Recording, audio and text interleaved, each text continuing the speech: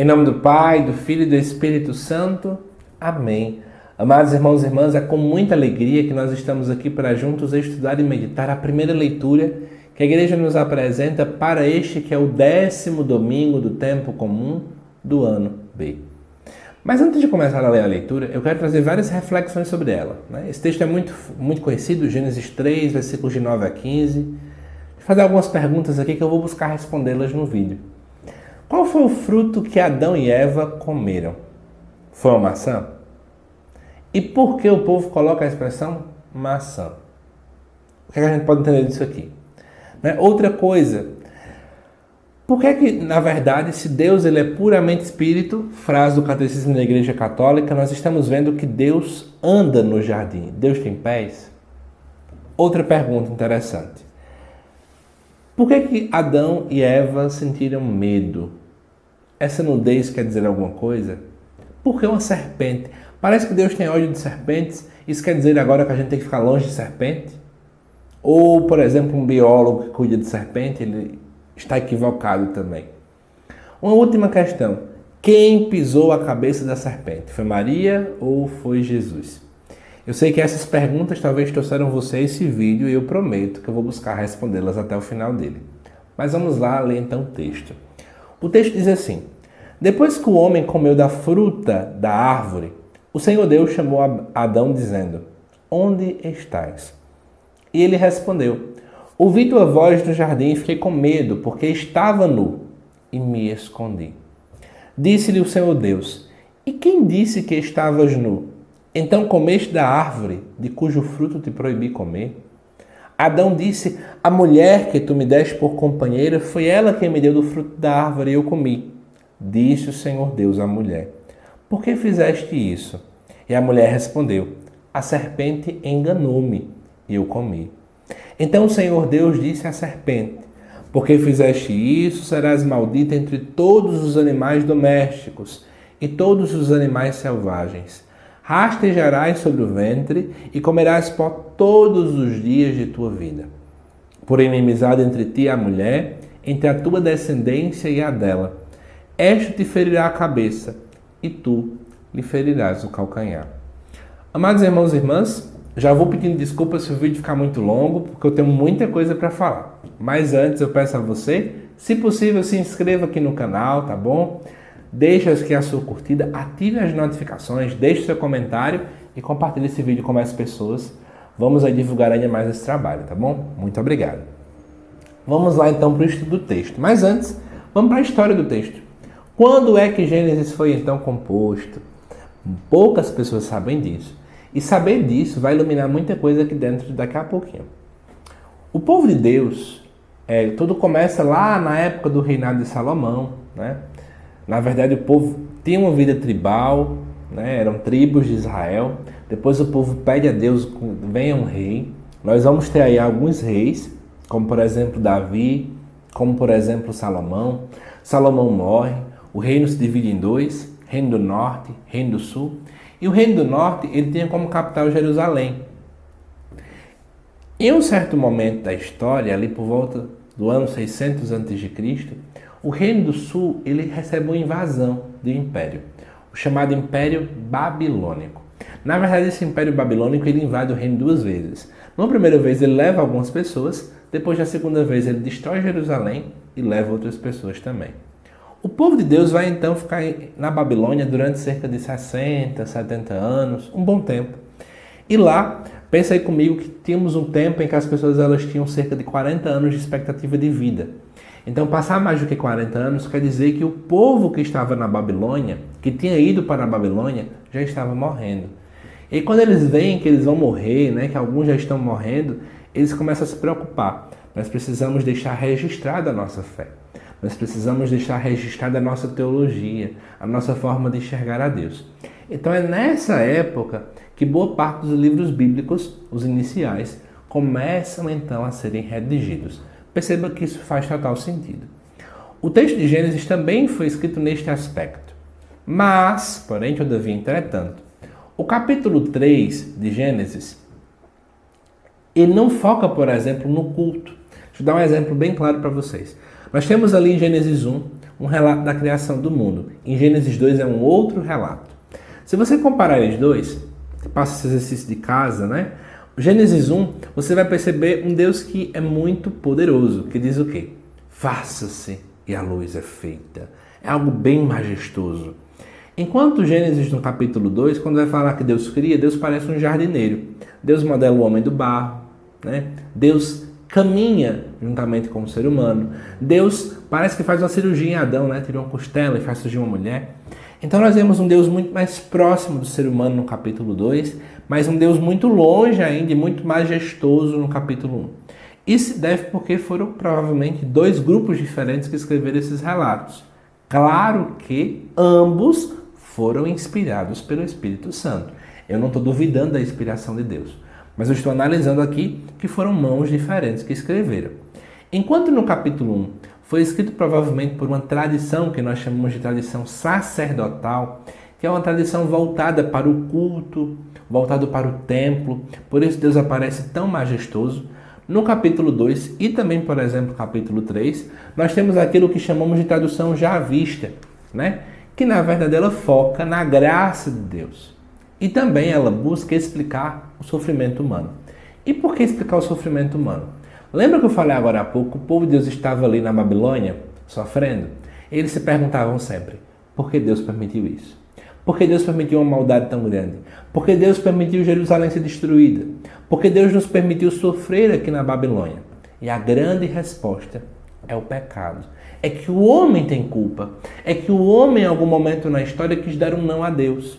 Então o relato de Gênesis capítulo 3, ele de algum modo tenta justificar o porquê a maldade entrou no mundo. Então é importante que você, ao olhar esse texto do capítulo 1, melhor, do capítulo 3, essa primeira leitura deste domingo, que você entenda que ele busca dar uma resposta para a entrada no mal, no mundo. Aí você vai dizer, ele quer culpar a serpente? Não. Ele, no final das contas, quer mostrar que foi o homem que quis cair. Mas é claro que ele cai em algo que é trazido pelo próprio mal. O mal é uma pessoa que está aqui personificada na serpente. Já que nós estamos querendo trazer uma explicação, é natural utilizar aquilo que os biblistas chamam de antropomorfismo, que é quando você utiliza características humanas em animais. Então você vai ver isso na serpente. Você também vai ver características humanas em outras coisas que não são humanas, como por exemplo Deus que caminha, Deus é espírito. Mas aí eu coloco aqui uma expressão para ajudar numa explicação de algo que eu estou tentando fazer. Mas aí vamos continuar. Se você observar muito bem, e aí eu vou trazer para vocês essas referências, e quem quiser pode dar uma pesquisada, capítulo 2 e 3 aparecem 4 vezes a expressão de que o homem está nu. 2 estão aqui para a gente, que é o versículo 10 e versículo 11, mas também temos no versículo 7, e lá no capítulo 2, versículo 25, também apresenta-se isso. Enquanto no capítulo 2 a nudez é algo positivo, porque fala que o homem está nu, mas não tem problema nenhum, ou seja, não tem maldade. No capítulo 3, as 3 vezes que apresenta-se a nudez, ela apresenta-se com contexto negativo. O homem se enxerga nu, e se enxergando nu, ele quer se cobrir, ele quer se esconder. É isso que começa se dizendo. Mas tudo isso aconteceu porque o homem comeu da fruta da árvore que Deus proibiu. E essa árvore é chamada de árvore do conhecimento do bem e do mal. Eu sempre me questionei muito, quando eu comecei a estudar a Bíblia. Deus não gosta que o homem aprenda nada? Por quê? A árvore que dá conhecimento do bem e do mal, Deus proíbe. Foi o primeiro questionamento que eu fiz a Gênesis 3. Deus não quer que a gente aprenda? E para quem não sabe, eu sou apaixonado por conhecimento. Sou louco de amor pela ciência.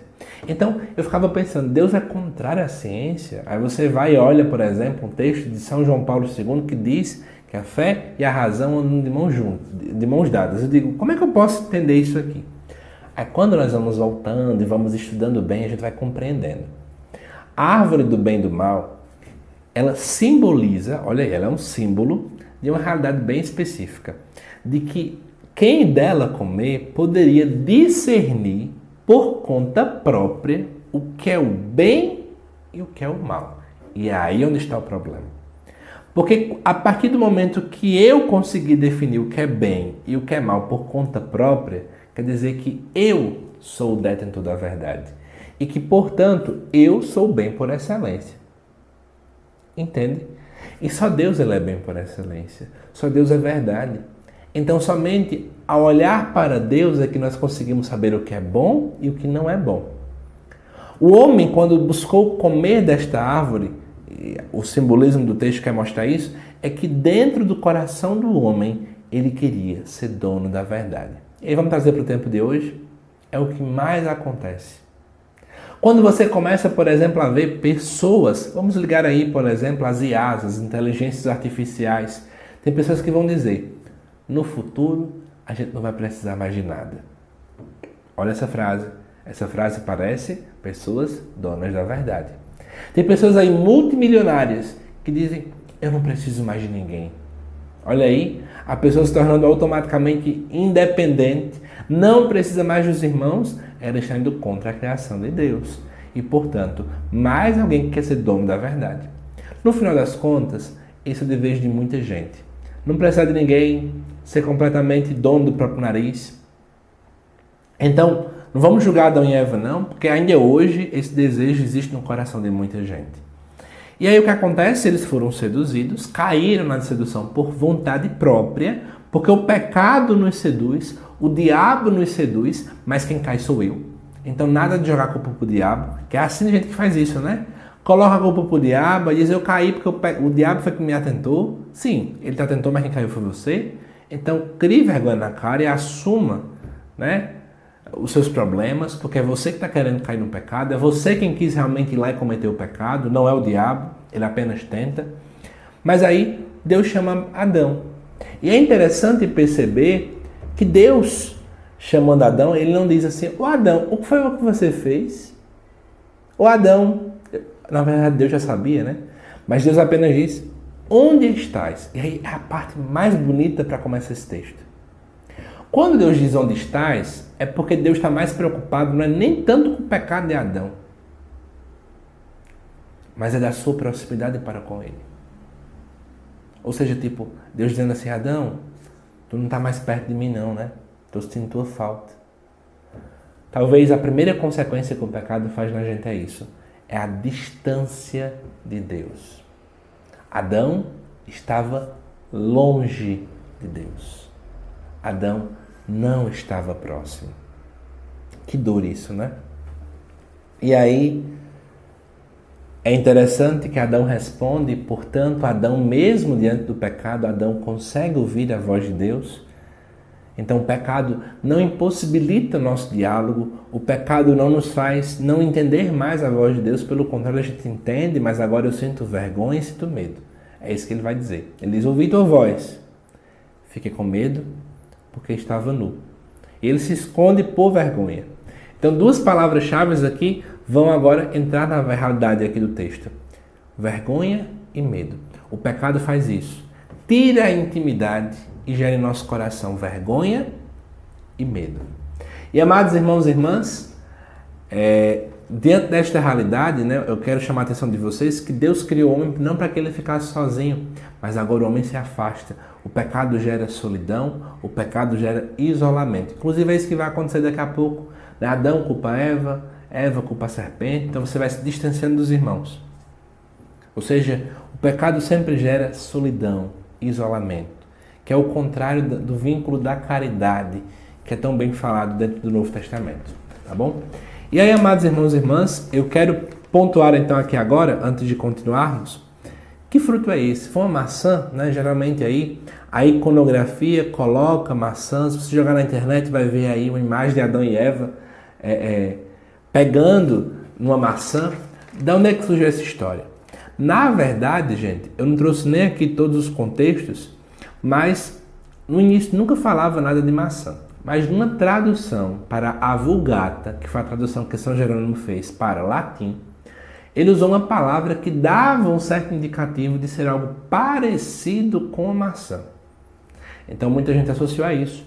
Uma comida muito comum, mas coloca uma coisa na sua cabeça, em momento algum o autor quer dizer que fruto é esse.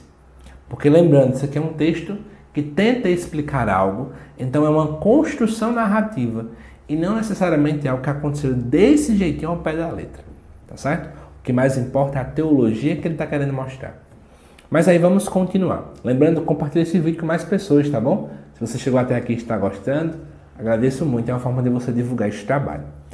Mas aí continuando, versículo 11. Deus diz, e quem disse que você estava nu, né? Você comeu do fruto da árvore? Aí começa agora o jogo de responsabilidade. Ninguém é responsável por nada, né? Adão joga para Eva, ninguém assume seus problemas. Eva então joga para a serpente. Embora Eva foi mais clara, foi mais sincera do que Adão, ela diz, olha, na verdade a serpente me enganou, né? E eu comi, né? Adão joga a culpa para Deus. Ó, foi a mulher que você me deu como companheira. E Eva joga a culpa para a serpente. Então temos dois problemas aqui. Jogar a culpa para Deus, que tem muita gente que culpa Deus, e outros que culpam o diabo. Como se ele me enganou, tudo bem até aqui, mas quem caiu foi você. Então assuma os seus erros, assuma as suas responsabilidades. É isso que inclusive nós fazemos dentro do sacramento da confissão. É preciso que eu aceite, me arrependa e assuma que foi eu que cometi um pecado, né? Mas aí, o que acontece depois dessa conversa toda, nós agora chegamos no versículo 14 e no versículo 15, que temos duas coisas para explorar aqui. Primeiro, no versículo 14 é o seguinte, Deus então vai dizer à serpente, porque você fez isso, serás maldita entre todos os animais domésticos e todos os animais selvagens. Rastejarás sobre o ventre e comerás pó todos os dias da sua vida. Veja qual é a ideia. Por que o ser humano, quando foi escrever esse texto, colocou a serpente com algo negativo? Aí eu quero trazer algumas explicações aqui importantes. Em aramaico, a palavra serpente, eu não vou saber ler direito, mas significa jiwia, J-I-W-Y-A. E essa palavra parece com o verbo viver ou fazer viver, que é J-W-Y. E se você observar bem, isso parece muito com a palavra Javé, J-W-E-H. Ela tem o mesmo campo semântico. Então é interessante, a serpente, ela vem junto ali do verbo viver ou fazer viver, que tem uma mesma carga semântica, alguma similaridade semântica com a palavra que significa Javé, que é o nome de Deus, que é o Senhor que dá a vida. Então, a serpente, historicamente, ela sempre teve simbologia aí com a vida. Inclusive, alguns vão dizer que a serpente, quando ela rasteja no chão, que ela toca, né, o seu ventre no chão, ela está engravidando o chão. Alguns vão dizer isso. Ela está jogando fertilidade naquele chão. Historicamente mesmo, a serpente teve inúmeros sentidos. Um deles é de que ela simbolizava a vida, a imortalidade. Por isso que, por exemplo, lá no povo egípcio, o faraó tinha uma serpente na cabeça para mostrar o seu poder, a sua imortalidade, que o seu poder durava a vida toda. Na mitologia grega, inclusive, a gente tem um resquício aí hoje, existia um deus da medicina e ele tinha serpentes enroscadas. Eu acho que você deve lembrar agora que quando a gente vê aí as ambulâncias, nós vemos aí o símbolo de medicina ainda assim, não é? Serpentes que estão enroscadas, que era o símbolo do Deus da misericórdia dentro da mitologia grega. Na Babilônia, lembra, o povo estava lá isolado na Babilônia, existia um deus chamado Marduk, que era o deus principal do panteão babilônico, ele era uma serpente dragão. Então é interessante lembrar que o povo de Deus sofre com o povo babilônico, sofre com o povo egípcio. Então, quando você junta isso aqui, você vai pensar, nossa, eles estão lembrando de quem estava fazendo eles sofrerem. E é óbvio que eles vão pegar aí um elemento que relembre a sua história, que relembre aquilo que eles estão passando e colocar isso aqui como uma personificação do mal. Mas eu quero chamar a atenção de que nem é os egípcios, nem são os babilônicos que são mal. É o diabo, ele é uma pessoa, tá bom? Em momento algum, a gente pode ficar achando que o mal não é uma pessoa e daqui a pouco a gente vai colocar dizendo que o mal é coisa da cabeça da gente. Não é assim. E aí é interessante perceber que aquele que gera vida, que é a serpente, ele vai trazer algo ruim para a mulher. Não está aqui o texto, mas vai falar que a mulher vai começar a ter dores de parto. Então, é uma associação, é uma ligação aqui, mas eu não quero tocar nesse assunto. Para finalizar o vídeo, já estamos aqui chegando perto dos 20 minutos, eu quero falar agora sobre a história de pisar na cabeça da serpente, que muita gente fala que é Maria, e aí tem uma briga com os protestantes e por aí vai, que é quando fala assim, né? Porém, inimizade entre ti e a mulher, entre a tua descendência e a dela. Quem é, então, que pisa, que fere a cabeça da serpente? O problema começa lá de como foi escrita a Bíblia, né? O Antigo Testamento, especialmente o Gênesis, foi escrito em hebraico. Em hebraico dizia mais ou menos assim: por inimizade entre ti e a mulher, entre a semente, entre a tua descendência ou a tua semente e a semente da mulher. Só que semente era como se fosse masculino, então seria assim: entre o teu semente e o semente da mulher, porque em hebraico é uma palavra masculina, aí dizia: este semente, né, não é esta, seria este semente te ferirá a cabeça e tu lhe ferirás o calcanhar. Quando o texto em hebraico foi traduzido para o grego, pouco tempo antes de Jesus, porque teve essa tradução, que foi a época do helenismo, a cultura grega foi dominante, a palavra grega para semente ou descendência era uma palavra neutra, nem era masculina, nem era feminina. Nós temos inclusive palavras assim dentro do idioma português, né? Palavras que nem são masculinas, nem são femininas. Por exemplo, criança, tanto se refere a meninas como a meninos, então é uma palavra neutra, né? Mas aí nesse caso entra o artigo feminino, né, que é a criança, porém criança é uma palavra neutra, tá certo? Então o que acontece? Se tem uma palavra neutra, obviamente ficaria ali naquele impasse. É masculino, é feminino, mas o original foi masculino, como eu falei. E, portanto, era muito claro que quem feria a cabeça seria a semente da mulher. No caso, é o filho dela. Só que quando São Jerônimo foi traduzir para o latim, quando ele traduz, ele escolhe, ele opta, porque toda tradução ela vai perder alguma coisa, ele opta pela tradução feminina. Então vai ficar esta como descendência, se referindo agora a uma mulher, dá esse indicativo. E aí muita gente vai interpretar a partir daí de que quem pisa na cabeça da serpente é a mulher e não a descendência dela. Mas originalmente falando então, quem pisa na cabeça da serpente não é de modo algum a mulher. Quem pisa na cabeça da serpente é a descendência dessa mulher. Que quando eu ligo numa visão cristológica, quem pisa na cabeça da serpente é Jesus. Então não é Maria que pisa na cabeça da serpente. É a descendência de Maria e, portanto, Jesus. E aí vamos caber aqui algumas reflexões. Primeiro, se é Jesus quem fere a cabeça, quem seria esse calcanhar? Muitos vão interpretar aqui como a cruz. O diabo tenta vencer Jesus. E o máximo que ele consegue é crucificar o Cristo. Por que eu falo o máximo? Porque o que Cristo passa na crucificação não chega aos pés da glória da ressurreição. A cruz é algo pequeno, né? A ressurreição é algo infinitamente maior. Então seria isso. Cristo acaba e derrota o mal. Mas esse, por sua vez, apenas conseguiu chegar no máximo, que foi crucificá-lo. Mas aonde, né, veio o sofrimento da cruz, a graça superabundou. Outra coisa importante é, já que agora a gente acabou de aprender que não é Maria que pisa a cabeça da serpente, vamos agora processar cantores católicos que cantam Pisa na Cabeça da Serpente.